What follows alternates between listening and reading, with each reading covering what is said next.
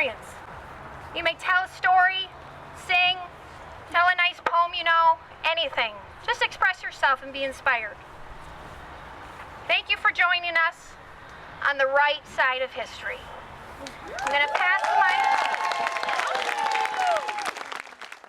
mic. Good evening to all the beautiful people out here.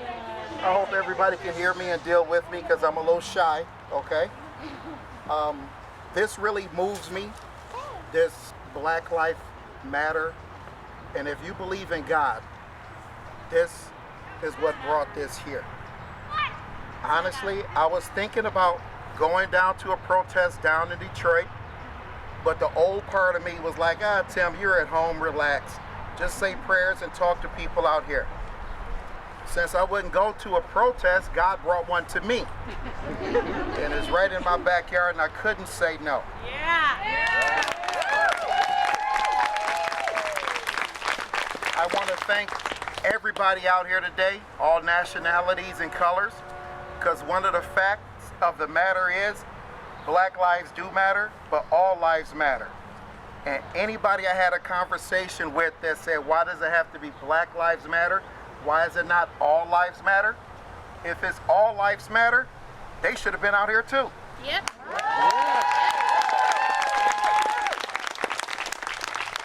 I want to say to our Westlake Police Department, thank you for being out here and not being in riot gear because it's not necessary. Thank you. It's not necessary.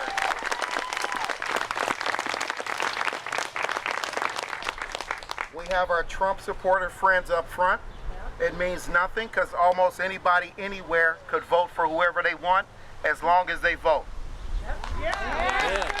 Thank you for coming out here again today. And if you can, not only Black Lives Matter, but the sensibility of people. You had this man die with 4 cops around, and you telling me one of them didn't have sense at that moment to say, hey, that's not right. We are the leaders of the community, and the body would do nothing if the head is not there. Yeah, that's right. Trevor Noah said there's an unwritten contract between people, the police, the mayor, and that's to be decent human beings. And when somebody doesn't honor the contract, everybody else is going to be, why should I honor the contract? Right. So once again, I would like to reiterate, thank you for coming out and support, because this is major. I don't see how it's going to stop, when or where. For some of us out there, it was only 30 years ago the Rodney King incident happened. Some people out here wasn't even born. Some people may have remembered the incident, and it's still going on today, and it's not good at all. I'm not only out here walking for Black lives, but all lives. Know that. Thank you.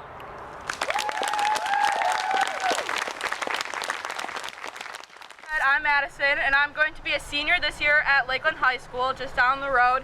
And I've dedicated a lot of my time in high school to be fighting for justice for the Black community.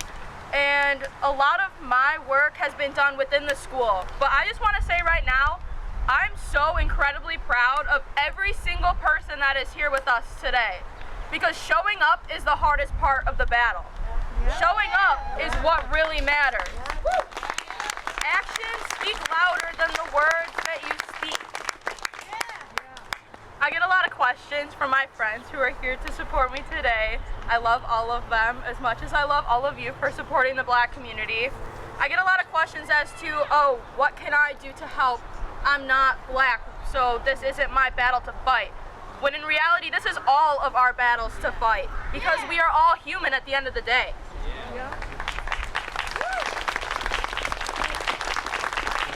The first thing that I would say to anybody that's questioning, okay, like, what's my place? What role do I play in all of this? Is to start the conversation. Our education system is failing the young people of America right now, because in history classes, we don't have the discussions about racism. I've learned more about my Black history at my own home than I have at school. It should be just as equal as to what I'm learning at home, at school. Not just 1 month a year. Exactly. The next thing that I would tell everybody here is to show your love, because love and education are the two most powerful forces that are available to us to fight this fight right now. Without us being educated, none of us would be here right now. That is the truth. And to all of the parents that are here, you're awesome. I love you. Parents are great. Awesome parents. And to all of the parents that have brought their kids here, they're not shielding their kids and trying to protect them. You are giving your kids the truth. You are educating your kids. You are making up for what the education system has not been giving us. So I thank you to every parent, every educator out there that is fighting alongside me and alongside all of us in this fight for justice.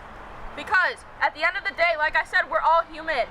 Why does color have to matter? It doesn't. Exactly.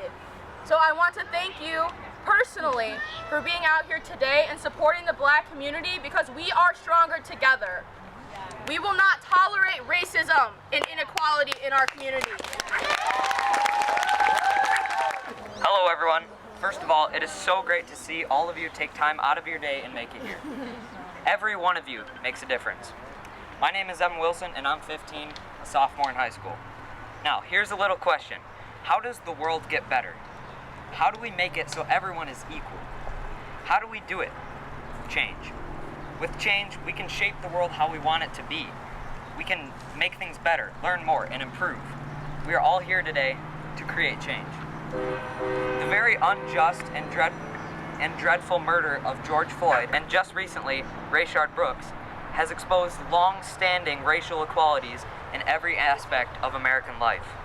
Throughout this country's history, the hallmarks of American democracy, opportunity, freedom, and prosperity has been largely reserved for white people through the intentional exclusion and oppression of people of color. There have been countless times where an innocent Black man has been pulled over by the police for instance speeding, and when the window is rolled down, the police officer asks him to step out of the car. The Black man reaches for his seatbelt buckle and is shot to death. The police officer thought he was pulling out a gun. There is a huge issue in this country, and it is so stereotyped these days, that people of color are criminals. This is why we're here, to get rid of this oppression, this unjust society. How did segregation end? Protesting. How was this country made? Protesters. Why did they take down the Berlin Wall? Protesters. We are the ones who will protest and change our country for the better. Let's do this. Black Lives Matter. Hello, my name's Ren. I'm a Black Lives Matter advocate and an LGBTQ advocate. I'd like to preface my statement by saying that I'm honored to be able to protest with such a wonderful group of individuals today. I don't know any of you, but I'd like to know all of you. We love you. I'd also like to thank the officers here for protecting our right to protest. I'd like to make it clear that I do not intend to speak on behalf of the Black community, but as an ally to the Black community. And that I hope that white individuals recognize that we should use our privilege to boost the voices of POC rather than speak for the community. As a transgender individual, I would like to bring light to the plight of Black transgender individuals who are disproportionately affected by transphobia. Being a transgender individual in itself is difficult enough, but a layer of systematic oppression is added to a Black person's life every day. According to Injustice at Every Turn, a report on national transgender discrimination, respondents say that they face a 26% unemployment rate, 2 times the rate of the overall transgender sample. 41% of Black respondents said that they have experienced homelessness at some point in their lives, more than 5 times the rate of the US general population. Black transgender people live in extreme poverty, with 34% reporting a household income of less than $10,000 per year, more than twice the rate of transgender people of all races. This isn't a coincidence. Speak up a little bit. Okay. Can you hear me? There you Yes. Many people do not know the story of Kayla Moore, a disabled black transgender woman who was murdered on February 12, 2016. 6 officers used excessive force and suffocated Ms. Moore by holding her down on a futon, later attributing her death to contributing factors such as her obesity and enlarged heart. Her family later stated that the officers didn't perform CPR after she had stopped breathing because of her identity. Now, some of you might be saying to yourselves, that sounds a bit familiar. The fact of the matter is that the black community has been in a constant struggle, battling the injustices of living in a capitalistic, systematically racist society. From a disabled transgender woman to a sleeping emergency medical technician, the police have failed their duty to protect and serve the black community and go unpunished for their brutality against innocent individuals. It is our duty as white individuals to listen to the black community when they speak about their experiences, about the systematic oppression they face on a day-to-day basis, and especially about police reform in a society where POC are disproportionately incarcerated and affected by police brutality. I implore you to do your own research into the history of policing and into the effectiveness of de-escalation training and mental health services. And I urge you to spread your knowledge, have those conversations with your friends and your family and your neighbors.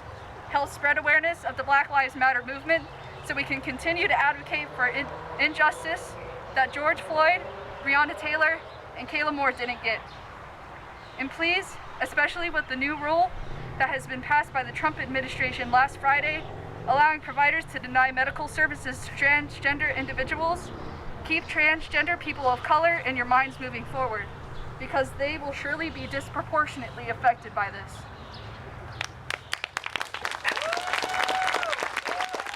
So first I want to open up the platform. My name is Kalissa. I'm a longtime White Lake resident. My family's been here, living here for over 100 years, or like close to 100 years. We've been here a long time, okay? And I've always known our community to be kind and tolerant and loving and a live and let live community. So I also just want to thank everybody for coming out here. And anyway, first I want to open up the platform to any people of color from White Lake who want to have a platform for your voice to be heard.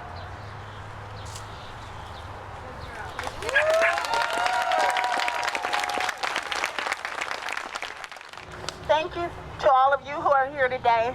It gives me solace to know that each and every one of you are here.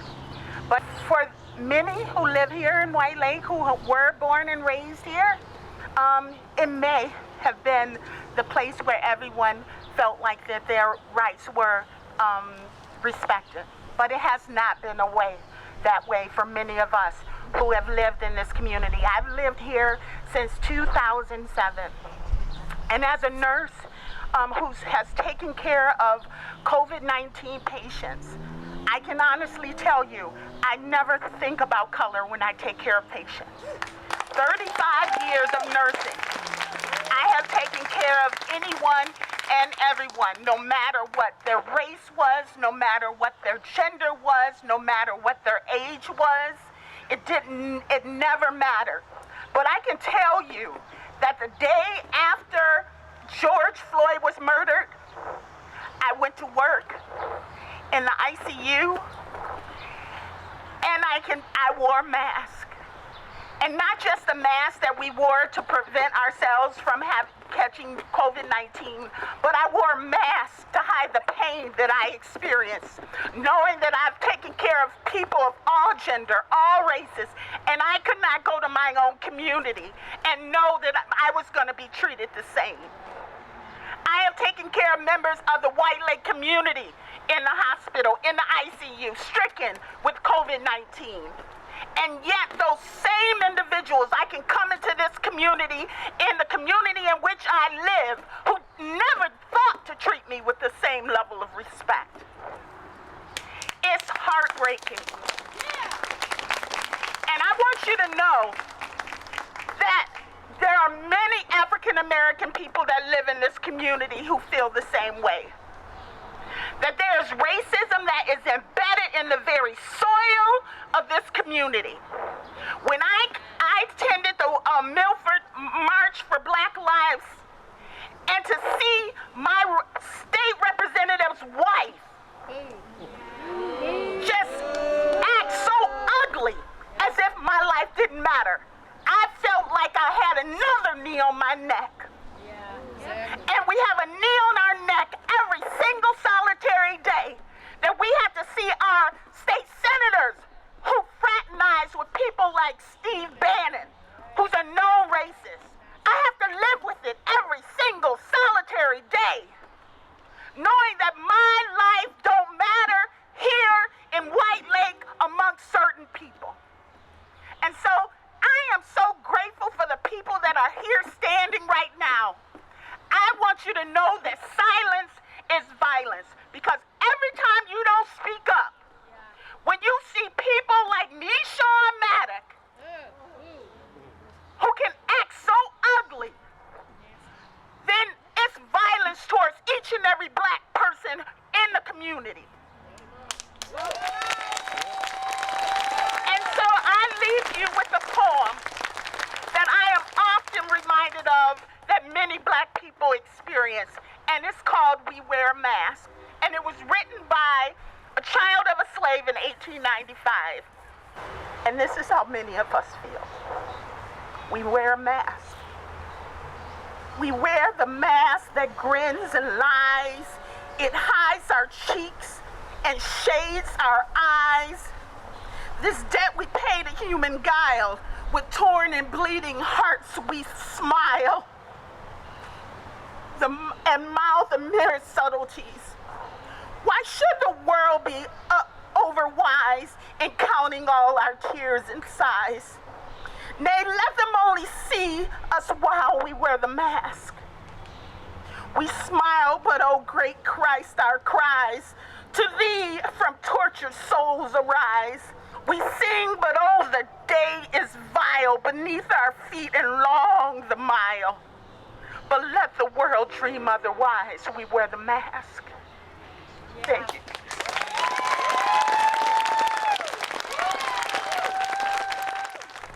Hi everyone. Okay, I'm Shauna. My family and I are from Jamaica. So my mom moved here by herself with 4 girls. She had myself, my 2 older sisters, and she was pregnant with my youngest sister. And every single day of my entire life,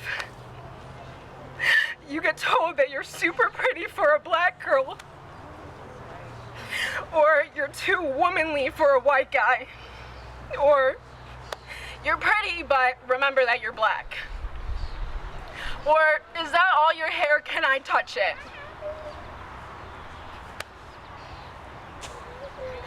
You are constantly reminded, whether it's a joke, whether it's supposed to be funny or whatever, that you are black. And you express yourself and you're told that you're angry, you're told that you're upset, you're told that you need to quiet down. I played volleyball all throughout my life and I was the only black girl on the team. And the amount of comments that you get, the amount of anything that you get just tears you up inside, and people wonder why we're angry. It's not only the killing and it's not only the looks, it's what you say and it's how you say it. You are doing so good. I have a 1-year-old son, and he recently just turned 1, and my partner is white. And I got told that I was less of a black person and that I was bleaching the race because I had a half-white son. I get told that he's not equal. I get told that he's gonna have a hard time growing up. And to think that because of what he is, he's going to have a hard time tears me up inside. I'm really grateful that I have in-laws that support me and that treat me fairly, and I'm really glad that I have a partner that treats me better than I could have ever imagined. I really appreciate everybody that's here, and I hope that when he is my age or when he can understand this world, that it is a better place for him, because I look at him every single day and it kills me that someone's going to judge him for who he is. We're so sorry. So I really appreciate every single one of you. I don't know any of you, but I really appreciate this, and I think you guys are awesome. So thank you.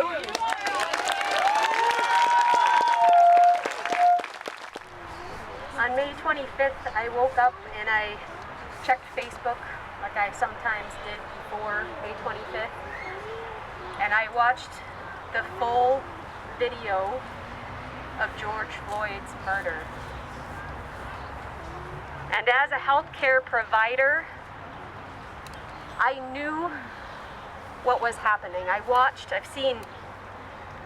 seen many people die in my life, and I watched it on my phone in my kitchen that morning.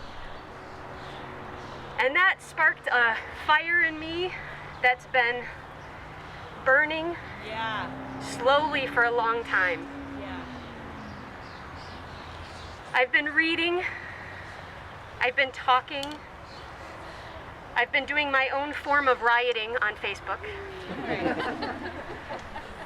And part of that was getting involved on our White Lakes Happening Facebook page, and Waterford, and Commerce. I was going everywhere. And my first question is, where are we having a protest, everybody? And the responses that I received from my neighbors, the people in this community, was disheartening and vile on Facebook. Which just got me talking more. And I met some amazing women, Desiree, Tara, Christa, Kalissa, and we all had the same heart, and we decided that we need this here. This is my community, this is my neighborhood, and I know I'm not alone.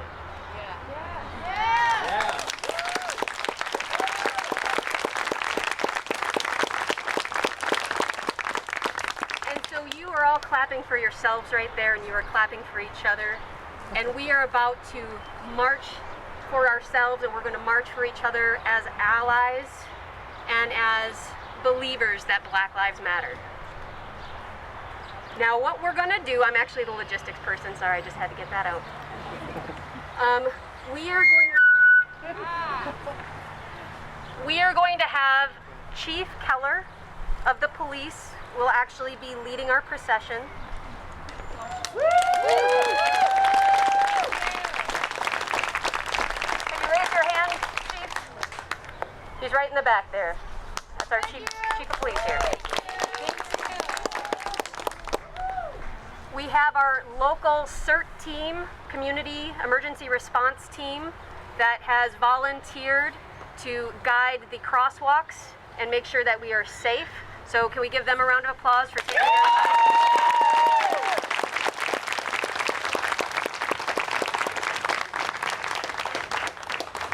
We have been joined by Indivisible Huron Valley, who is here filming so that we can make sure we put this on Facebook.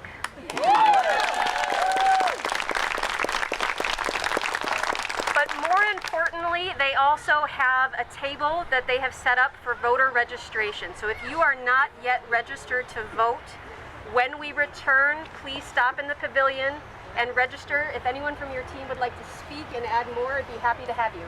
So these have been incredible stories, and they need to go into your heart, they need to go into your mind, they need to go next to your neighbors, your friends, everybody you know, and then they need to go to the ballot box. You need to carry them to the ballot box with you. We have some really, well, they've already been mentioned, so I don't need to name names. We have some people we need to get voted out. Be the change. Now, if you don't want to fill out a form tonight, we have an amazing Secretary of State, Jocelyn Benson, who has now made it possible for you to register online. Pull out your phone right now. Go to michigan.gov/vote. The form's right there. Fill it out. Submit it. You can also register online to get your absentee ballot sent to you. You can scan our QSR codes. Many of us have added that to our sign. Just scan it with your phone. Boom, you're registered. It is not hard, and it is one of the most important things.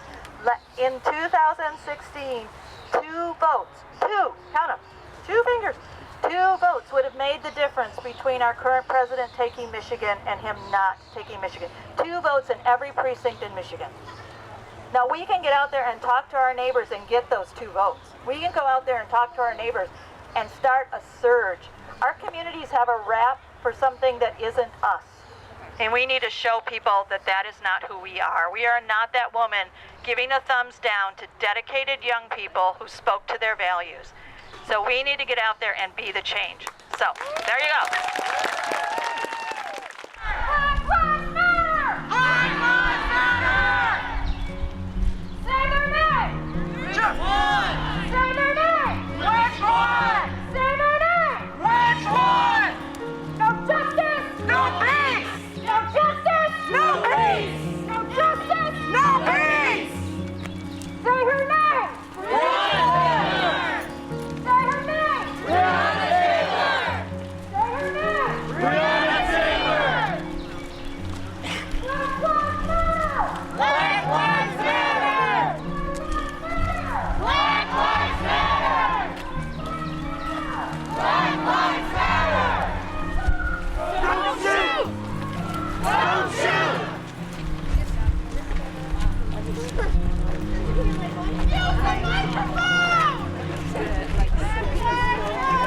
Black Lives Matter! Black Lives Matter! Black Lives Matter! Black Lives Matter! Black Lives Matter! Black Lives Matter! Black Lives Matter! Black Lives Matter! Black Lives Matter! No peace! No peace!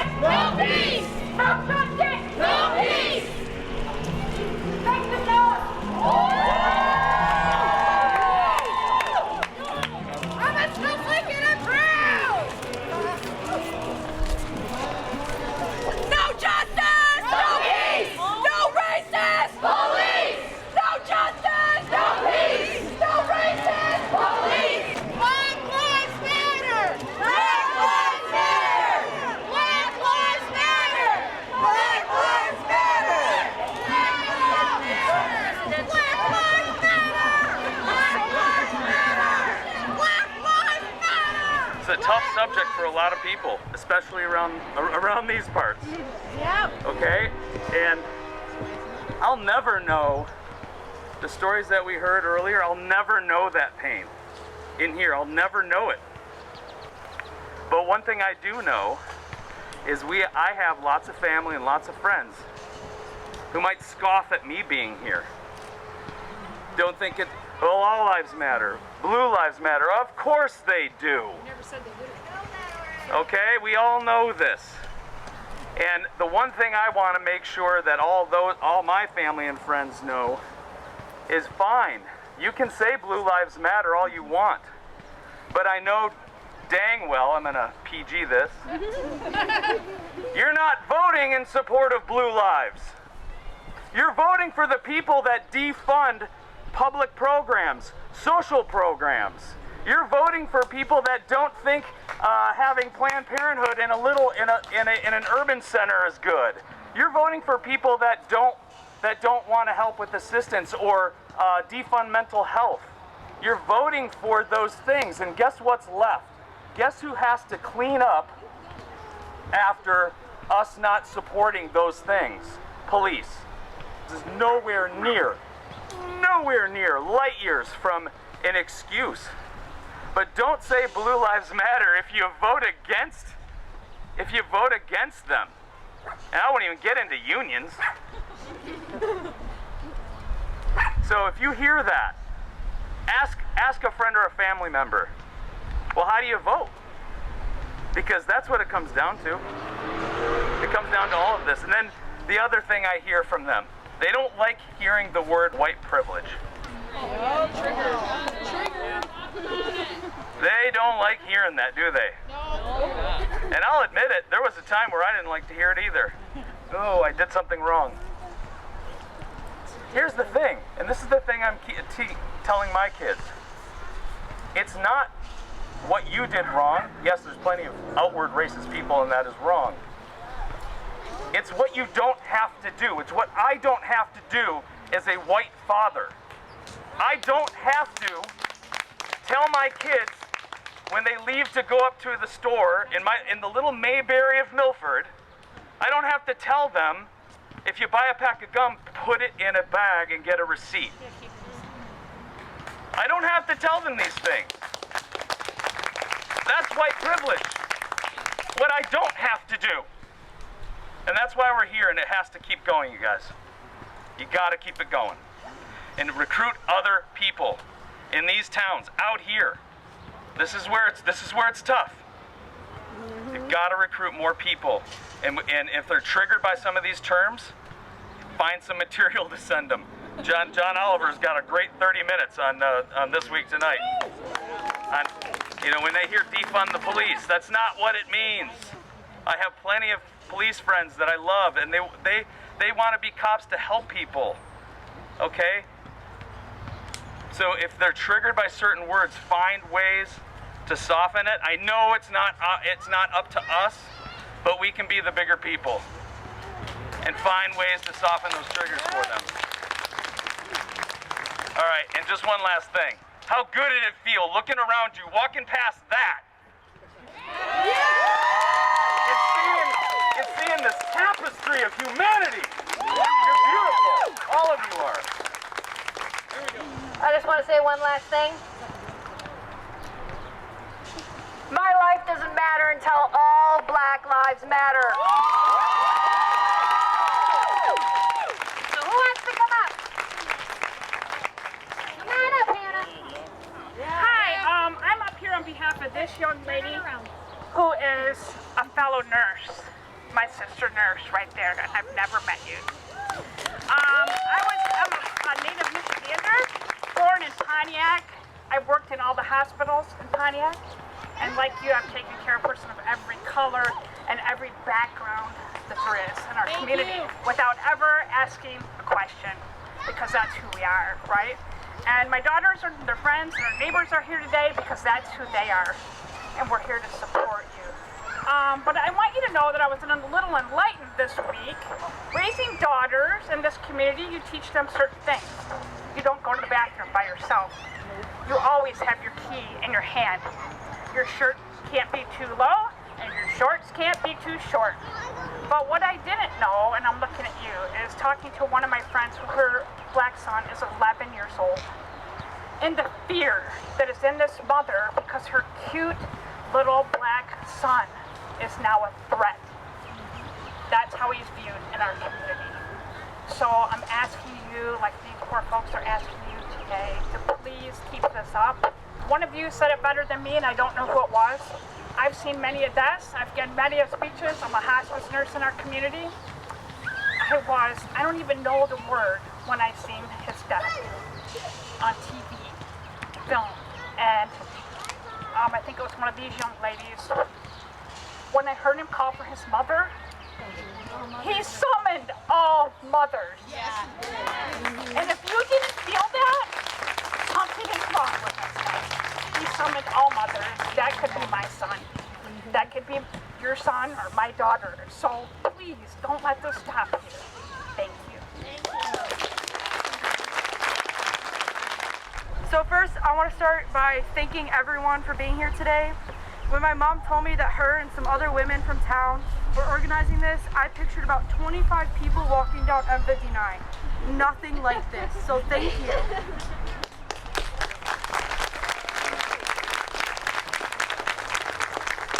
Now we're here in the hopes of bringing change, to show the Black community our support.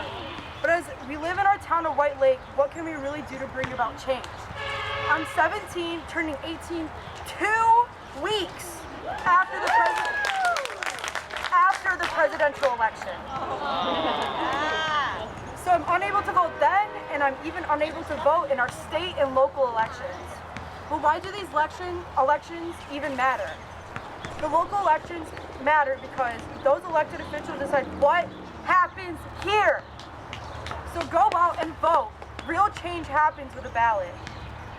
We are here to inspire change, and I cannot wait for the day when we see differences as something to celebrate and they no longer divide us. Let's make today that day.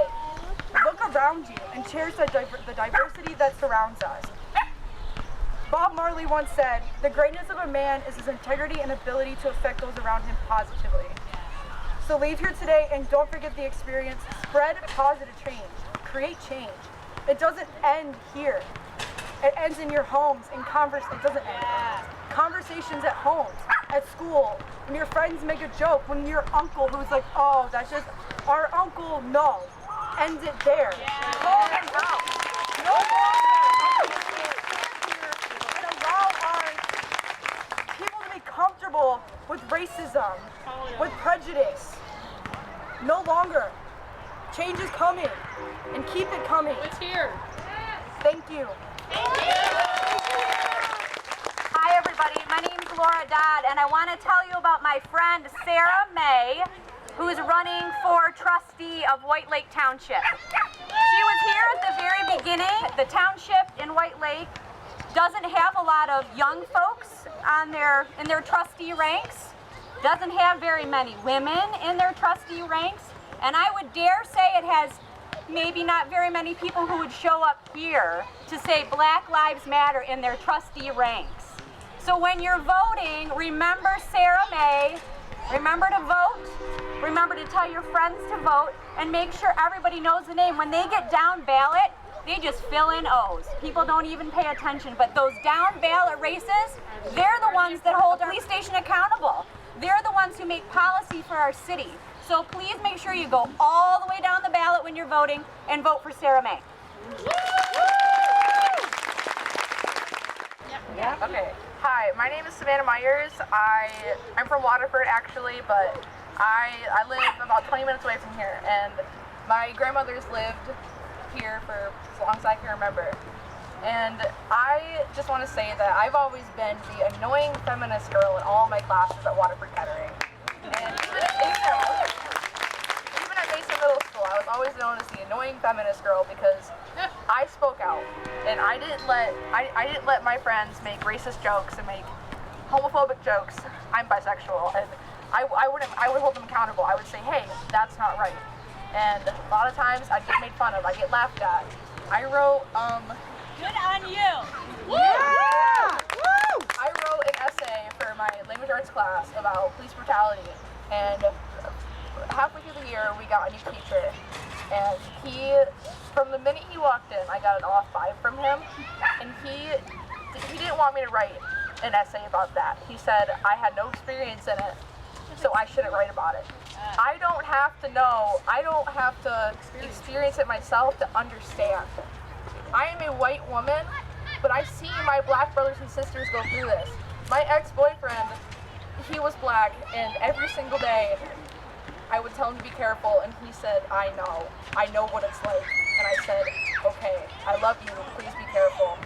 And just to fear for him like that, fear for his family like that, it was life-changing. And I hope that one day nobody will ever have to fear to be hurt, to be killed, to be discriminated against because of their race. Something that they cannot control. There is no reason that in the year of 2020 that things should be like this. So all I gotta say now is Black Lives frickin' matter.